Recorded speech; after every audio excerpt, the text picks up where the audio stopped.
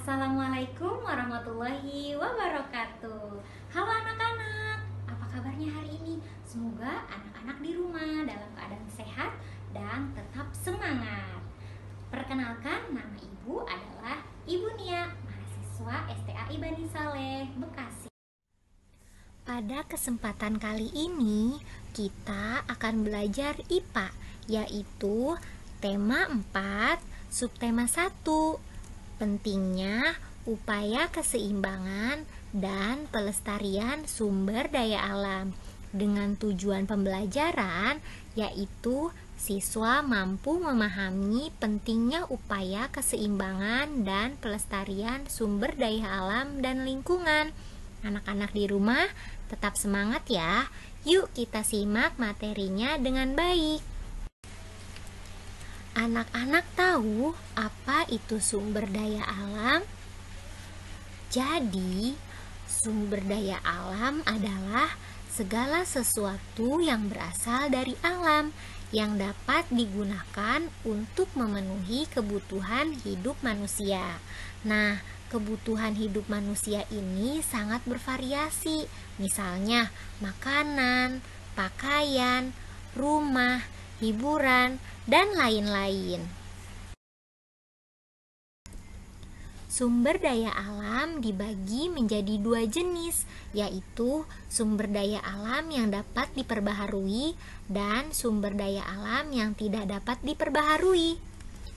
Sumber daya alam yang dapat diperbaharui adalah sumber daya alam yang dapat dihasilkan kembali melalui kegiatan pelestarian. Nah, sumber daya alam ini dibagi menjadi dua, yaitu sumber daya alam hayati dan sumber daya alam non-hayati.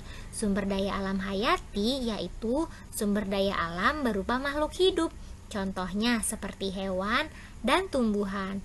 Upaya pelestarian yang dapat dilakukan misalnya seperti cagar alam dan reboisasi. Sedangkan sumber daya alam non-hayati yaitu sumber daya alam berupa benda tidak hidup, contohnya seperti tanah, air, udara, dan sinar matahari. Upaya pelestariannya seperti kita menghemat penggunaan air. Sumber daya alam yang tidak dapat diperbaharui adalah sumber daya alam yang tidak dapat dihasilkan kembali jika telah habis dimanfaatkan oleh manusia. Sumber daya alam ini dibagi menjadi tiga. Yang pertama, sumber daya alam energi, contohnya seperti minyak bumi, gas alam, dan batu bara. Yang kedua, sumber daya alam mineral logam, contohnya besi, nikel, seng, timah, emas, dan perak. Yang ketiga yaitu sumber daya alam mineral non-logam, contohnya seperti belerang, batu kapur, granit, asbes, marmer, dan pasir kuarsa. Nah, karena sifatnya tidak dapat diperbaharui, kita harus menghemat dalam pemanfaatannya. Pemanfaatan sumber daya alam. Manusia memanfaatkan sumber daya alam yang ada di sekitarnya untuk memenuhi kebutuhan hidupnya.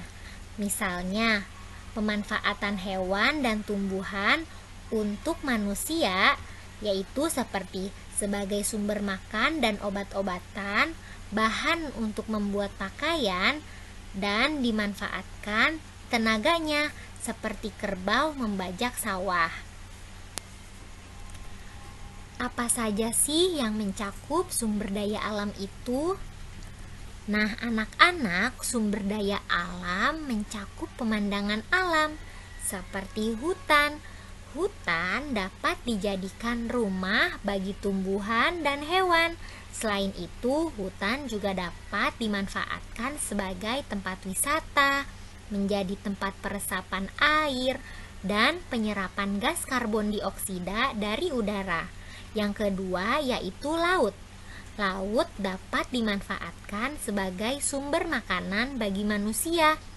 Selain itu, jadi tempat wisata bahari dan membantu perekonomian manusia. Yang ketiga, sungai dan danau. Manfaatnya yaitu sebagai wahana transportasi dan sarana irigasi. Selain itu, sungai dan danau juga dapat dijadikan wisata. Yang keempat yaitu flora dan fauna. Flora dan fauna ini dapat dimanfaatkan sebagai bahan pangan atau makanan bagi manusia, dijadikan bahan pakaian, dan bahan industri. Yang terakhir adalah bahan tambang. Bahan tambang ini yaitu sumber tenaga atau energi. Berikutnya yaitu anak-anak mengerjakan tugas menjawab pertanyaan dari Bunia. Selamat mengerjakan, sampai jumpa. Wassalamualaikum warahmatullahi wabarakatuh.